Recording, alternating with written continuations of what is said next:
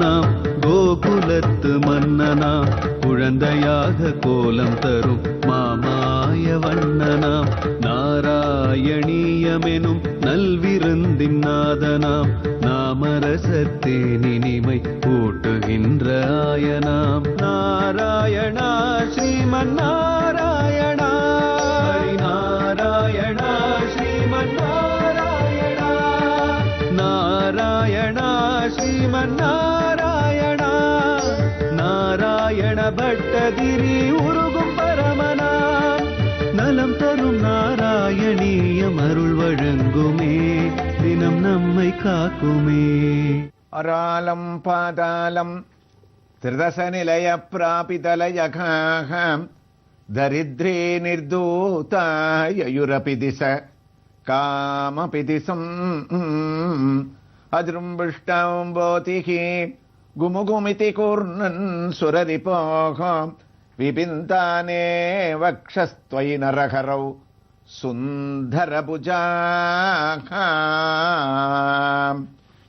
நாராயணியத்தினுடைய ஒரு வைபவத்தில் நாம் இந்த வாரம் கிருஷ்ணனுடைய திவ்ய தரிசனத்தை அடையக்கூடிய இடம் சென்னை பெரம்பூருக்கு அருகில் அமைந்திருக்கக்கூடிய கொளத்தூரை அடுத்த பெரவலூர் என்ற ஒரு இடம். அந்த பெரவலூருக்கும் அகரத்திற்கும் இடையே அமைந்திருக்கக்கூடிய ஒரு திருக்கோயில் அருள்மிகு சுந்தரராஜ பெருமாள் திருக்கோயில்.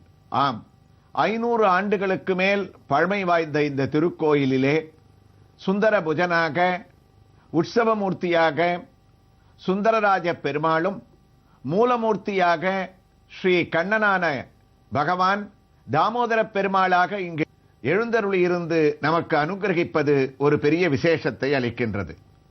இந்த இடம் பெரவலூர் என்பது முன்னொரு காலத்திலே வடக்கு சென்னைக்கு முக்கியமான இடமாக இருந்ததாம். 1920ஆம் வருடம் மகாத்மா காந்தியடிகள் இங்கு விஜயம் செய்திருக்கிறார்கள். அந்த இடத்திலே அவருக்கு ஒரு சிலையானது எழுப்பப்பட்டிருக்கிறது. அதற்கு அருகிலே அமைந்திருக்கக்கூடியது இந்த ஒரு திருக்கோயில். அகரம் என்றாலே அகர முதல எழுத்தெல்லாம் ஆதிபகவன் முதற்றே உலகு என்று வள்ளுவர் தன்னுடைய திருக்குறளை ஆரம்பித்ததுதான் நம்முடைய நினைவிற்கு வரும். அப்படிப்பட்ட ஆதி பகவனான தாமோதரன் இங்கு கொலுவீற்றிருக்கக்கூடிய இந்த இடமும் அகரத்தில் அமைந்துள்ளது. இங்கு இந்த திருக்கோயிலிலே நாம் நுழைந்தோமே ஆனால் வழக்கம் போல மற்ற திருக்கோயில்கள் போல நம்மை கம்பீரமாக வரவேற்பது 3 நிலைகள் கொண்ட ராஜகோபுரம். அந்த கோபுரத்திலே ஸ்ரீராமச்சந்திரமூர்த்தியினுடைய பட்டாபிஷேகம், தசாவதாரம், பாகவதத்தை நமக்கு அருளிய சுகபிரம்ம மகரிஷி, எம்பெருமான் பள்ளி கொண்ட ஒரு சயன திருக்கோலம், சுதர்ஷ்ணாழ்வார், பெரியாழ்வார் இவர்கள் அனைவரும் நம்மை வரவேற்க நாம் உள்ளே நுழைந்தோமே ஆனால் கொடிக்கம்பம் துவதஸ்தம்பத்தை வணங்கி பலிபீடத்தை தாண்டி பெரிய திருவடியான கருட பகவான் கையை கூப்பிய நிலையிலே எதிரே இருக்கக்கூடிய சுந்தரராஜ பெருமாளையும் ஸ்ரீதேவி பூதேவி சமேதனான தாமோதர பெருமாளையும் இங்கு அவர் நமஸ்கரித்துக் கொண்டே நம்மையும் வரவேற்பது பக்தி பரவசத்தில் ஆழ்த்துகின்றது. இந்த திருக்கோயில் ஆரம்பத்தில் ஒரு பஜனை மடமாக இருந்ததாம்.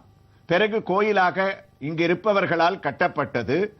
இங்கு ஸ்ரீபெரும்புதூர் எதிராஜஜீயர், ஸ்ரீ அம்பார் எதிராஜஜீயர், அகோபிலமடம் 44வது பட்டம் ஸ்ரீமத் அழகிய சிங்கர் சுவாமிகள், பிரகிருதம் ஸ்ரீ ரங்கராமானுஜ மகாதேசிகன், ஸ்ரீமுஷ்ணம் ஆண்டவன் சுவாமிகள், காஞ்சி மடத்தை சேர்ந்த சங்கராச்சாரிய சுவாமிகள் அவர்கள் அனைவரும் இங்கு விஜயம் செய்து இந்த எம்பெருமான்களை மங்களாசாசனம் செய்ததாக இங்கு இருக்கக்கூடிய ஒரு சிறிய கல்வெட்டானது கூறுகின்றது.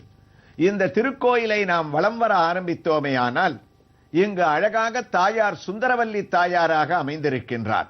ஆம், அவன் அழகன், சுந்தரத்திற்கு சுந்தரமானவன், அழகனுக்கு ஏற்ற ஒரு அழகியாக சுந்தரவல்லியாக மூலமூர்த்தியும் உற்சவமூர்த்தியும் இங்கு அமைந்திருக்க, அந்த தாயாருடைய விமானத்திலே 4 பக்கமும் லக்ஷ்மி அமர்ந்த திருக்கோலத்தோடு நமக்கு திவ்யமான காட்சியை தர, தாயார் மூல விக்கிரகம் நாம் தரிசிக்கக்கூடிய மூர்த்தி அமர்ந்த திருக்கோலத்திலே 4 திருக்கைகளை தாங்கிக் கொண்டு 2 திருக்கைகளிலே தாமரை புஷ்பத்தை ஏந்திக் கொண்டு 3வது கையானது அபயகஸ்தமாகவும் நான்காவது திருக்கையானது வரத கஸ்தமமாகவும் இங்கு எழுந்தருளி இருக்கின்றார். உற்சவமூர்த்தியும் அதே பாவத்திலே 4 திருக்கரங்கள், மூலவர் எவ்வாறு காட்சியளிக்கின்றாரோ அதே போன்ற திவ்ய ஹஸ்தங்கள், உத்தமமான ஒரு திருமாங்கல்யம், சிகப்புக்கள் சார்த்தப்பட்ட ஒரு அழகான அட்டிகை, இவற்றோடு அழகுக்கு இருப்பிடமாக மகாலட்சுமியானவள் இங்கு சுந்தரவல்லி தாயாராக நமக்கு திவ்ய தரிசனத்தை அளிக்கக்கூடிய தரிசனத்தோடு நாம் நாராயணியத்தினுடைய 2ஆம் தசகத்தினுடைய 5வது ஸ்லோகத்தை தொடங்க இருக்கின்றோம். ஆம், என்ன ஒரு ஒற்றுமை! நாம் இப்போது தரிசித்துக் கொண்டிருப்பது சுந்தரவல்லி தாயாரான மகாலட்சுமி. நாராயணியத்தின் 2வது தசகத்தில் நாராயண பட்டத்திரி குருவாயூரப்பனிடத்திலே முதல் 4 ஸ்லோகங்களிலே அவனுடைய வைபவங்கள், அவனுடைய அழகு, அவனுடைய குணம் எல்லாவற்றையும் வர்ணித்தவர்.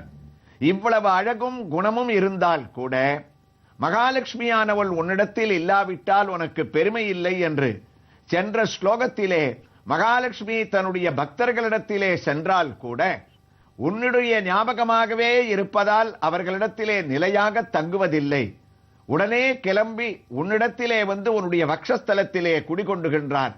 அதனால் அவருக்கு சலா என்ற ஒரு கெட்ட பெயர் குருவாயூரப்பா உன்னால் ஏற்பட்டது என்று சொல்லி முடித்தார். அடுத்த ஆரம்ப ஸ்லோகமும் சௌந்தர்யவல்லியான மகாலட்சுமியினுடைய பிரபாவத்தையே பேசுகின்றார். குருவாயூரப்பா, லக்ஷ்மி ஸ்தாவக ராமநீயகிருதை வேயம் பரேஷ்வஸ்திரே அஸ்மின் யன்யதபி பிரமாணமதுனா வக்ஷ்யாமி லக்ஷ்மீ பதே ये त्वद्ध्यान गुणानुकीर्तन रसाः सक्तागि भक्ता जनाः तेष्वेषा वसति स्थिरैव दयित प्रस्तावदत्ताधरा. மற்றொரு அருமையான ஸ்லோகம் நாராயணியத்தில். குருவாயூரப்பா, போன ஸ்லோகத்துல மகாலட்சுமி பக்தர்களான எங்களிடத்துல நிலையா தங்குவதில்லை, உன்னுடைய ஞாபகமாகவே வந்துடுறான்னு நான் பெரிய ஒரு பழிய உன்னிடத்துல சுமத்தினேன். ஆனா அது எவ்வளவு பெரிய தவறுன்னு இப்ப எனக்கு புரிஞ்செடுத்து. மகாலட்சுமி எப்படி பக்தர்களிடத்துல தங்காம இருப்பா? கண்டிப்பா தங்குவா. யாரிடத்துல? அம்பரீஷனிடத்துல மகாலட்சுமி அவளை விட்டு போகவே இல்லையே. அந்த மகாராஜாவினிடத்துல இருந்தாலே. நலச்சக்கரவர்த்தி இடத்துலவனா மகாலட்சுமி ஒரே நாள் ராஜாவாக இருந்தவனை மறுநாள் தரித்திரமான ஆக்கிட்டாலே தவிர எல்லாரிடத்திலையும் அப்படி பிரிஞ்சிருக்கிறது இல்லை. மகாலட்சுமி யாரிடத்துல எப்பவுமே இருக்கான்றதுக்கு அந்நிய பிரமாணமாபி மதுனா வக்ஷ்யாமி லக்ஷ்மி பதே. குருவாயூரப்பா, அந்நிய பிரமாணம்னா மற்றொரு பிரமாணம், மற்றொரு சிந்தனை என்னுடைய மனசுல இப்ப உதிச்சிருக்கு. இது பட்டத்திரியோட வழக்கம். போன தசகத்துல கூட பார்த்தோம், உலகத்துல நீ எல்லாரையும் ஏன் படைச்ச, படைக்காமையே இருந்திருக்கலாமேன்னு சொல்லிட்டு பின்னாடி வர அந்த ஒரு வரிகள்ல என்ன சொன்னார்? நீ படைக்கலைன்னா நாங்க குருவாயூருக்கு வர முடியாது, உன்னுடைய தரிசனமே கிடைச்சிருக்காது. நேத்ரைகி சோத்ரைஷ பீத்வா பரம ரசசுதாம்போதி பூரேரமேரன்னு சொன்னார். அதே போல ஒரு கேள்வியை எழுப்புறதும் அதற்கு மற்றொரு கருத்தோட நல்ல ஒரு பதில குருவாயூரப்பனுடைய பாதங்கள்ல சமர்ப்பிப்பதுன்றது நாராயணியத்துல பட்டத்திரியோட ஒரு வழக்கம்னு நமக்கு தோன்றது இந்த ஸ்லோகத்துல. அதனால குருவாயூரப்பா, எனக்கு அந்நியதபி பிரமாணம், இன்னொரு சிந்தனை கூட எனக்கு இதுல தோன்றது. மகாலட்சுமி ஸ்திரமா பல பேரிடத்துல இருப்பா. யாரிடத்துல இருப்பா தெரியுமா? ஏ தொத்யான குணானு கீர்த்தன ரசாகா சக்தாகி பக்தா ஜனாகா. எந்த பக்தர்கள் உன்னுடைய சிந்தனையோடையே இருக்காளோ, எந்த பக்தர்கள் உன்னுடைய தியானத்தில் இருக்காளோ, தொத்யான குணானு கீர்த்தன ரசாக, 3 பரிணாமங்களோட சொல்றார் நாராயண பட்டத்திரி. சமஸ்கிருதமா இருந்தாலும் நமக்கு சொல்லும் போதே இதுக்கு ஒரு அர்த்தம் புரியும். தொத்யான, உன்னை நினைப்பவர்கள், உன்னுடைய குணங்களை வீட்டில் இருந்தவாறே நாராயணியத்தை கேட்பவர்கள். குணானு கீர்த்தன ரசாக, உன்னுடைய வைபவத்தை ஹரே ராம ராம ராம ஹரே ஹரே என்று உன்னுடைய திருநாமத்தை கீர்த்தனம் செய்பவர்கள். இவ்வாறு இந்த 3 பரிணாமங்களிலே யார் இருக்கின்றார்களோ அவர்களிடத்துல மகாலட்சுமி பிரியறதே கிடையாது. ஏதொத்யான குணானு கீர்த்தன ரசாகா சக்தாகி பக்தா ஜனாக. அப்ப குருவாயூரப்பா, உனக்கு ஒரு சந்தேகம் தோணும். போன ஸ்லோகத்துல என்னுடைய ஞாபகமாகவே மகாலட்சுமியானவள் பக்தர்களுடைய மனசுல இருந்தா கூட ஓடி வந்துடுறான்னு சொன்னேன். ஆனா உடனே இந்த ஸ்லோகத்துல வேற ஒரு பிரமாணம்னு சொல்லி, உன்னை தியானிக்க கூடியவர்கள், உன்னுடைய கீர்த்தனையை பாடக்கூடியவர்கள், நலம் தரும் நாராயணியத்தை கேட்கக்கூடியவர்கள், இவர்களை விட்டு மகாலட்சுமி பிரியறதே இல்லைன்னு சொல்றியே. அந்த ஸ்லோகத்துக்கும் இந்த ஸ்லோகத்துக்கும் பட்டத்திரி நீ சொல்றதே ஒரு மாற்று கருத்தா இருக்கேன்னு நீ நினைக்கிறது எனக்கு தெரியுது. அதுக்கு ஒரு காரணம் சொல்லட்டுமா? உன்னுடைய பக்தர்களுடைய ஹிருதயத்திலேருந்து மகாலட்சுமி பிரியாம இருக்கிறதுக்கும் குருவாயூரப்பா நீதான் காரணம். நாடா என்ன அழகான ஒரு கவிநயம் பாருங்கள். குருவாயூரப்பன் கேட்டார், அது எப்படி? பிரியறதுக்கும் நானே காரணம், பிரியாம இருக்கிறதுக்கும் நானே காரணம், பக்தர்களிடத்துல என்ன எனக்கு புரியலையே. அப்ப நாராயண பட்டத்திரி சொன்னார், குணானு கீர்த்தன ரசாகா சக்தாகி பக்தா ஜனாகா. அதாவது உன்னுடைய குணங்களை சொல்றவா, உன்னுடைய பெருமையை பாடுறவா, எல்லாருடைய ஹிருதயத்திலையும் குருவாயூரப்பனான நீ என்ன பண்ற? நீ வைகுண்டத்துல இருக்கிறது இல்ல. உன்னை கிருஷ்ணான்னு கூப்பிட்டா ஓடி வந்து அந்த பக்திக்காக மகிழ்ந்து நீ நேர அவர்களுடைய ஹிருதயத்துல போய் உட்கார்ந்துடுற. ஆழ்வார் சொல்லுவார், பொன்னை கொண்டு உரைகள் மீதே நிரமர உரைத்தார் போல் உன்னை கொண்டு என் நாமகம் பால் மாற்றின்றி உரைத்துக் கொண்டேன், உன்னை கொண்டு என்னுள் வைத்தேன், என்னையும் உன்னிலிட்டேன். நாம பகவானிடத்துல பக்தியோடு அவனுடைய தியானங்களை பண்ணி கீர்த்தனங்களை பாடி அவனுடைய கதையிலேயே அமிர்தத்தை கேட்கறதுனால பகவான் என்ன பண்றாரா, பாகவதர்களான நம்ம பேர்ல இருக்கக்கூடிய ஒரு பிரியத்துல ஓடி வந்து வைகுண்டத்திலேருந்து நம்முடைய ஹிருதயத்துல உட்கார்ந்துடுறாரா. அது மாத்திரம் இல்ல, நம்மளை எடுத்துட்டு போய் அவருடைய ஹிருதயத்துல வச்சுக்கிறார். உன்னை கொண்டு என்னுள் வைப்பது, என்னை உன்னிலிடுவதுன்றது பாகவத பரிமாற்றம்னு நம்ம அடிக்கடி சொல்லிட்டு இருக்கோம். அதைத்தான் நாராயண பட்டத்திரி சொல்றார், தியான குணானு கீர்த்தன ரசாக சக்தாகி பக்தா ஜனாக. அவர்கள் உன்னை கூப்பிட்ட உடனேயே நீ போய் அவருடைய ஹிருதயத்துல உட்கார்ந்துடுற. அதனால மகாலட்சுமி என்ன பண்றா, உன்னை தேடி பார்க்கும் போது நீ பக்தர்களுடைய மனசுக்குள்ள இருக்கேன்னு தெரிஞ்சு அந்த இடத்திலேயே பக்தர்களுடைய ஹிருதயத்திலேயே மகாலட்சுமியும் வந்து குடிக்கொள்றதுனால உன்னை விட்டு அவ பிரிய மாட்டான்றது இல்ல, பக்தர்களை விட்டும் அந்த மகாலட்சுமியானவள் பிரியக்கூடிய ஒரு சூழ்நிலையானது ஏற்படுறதில்லை.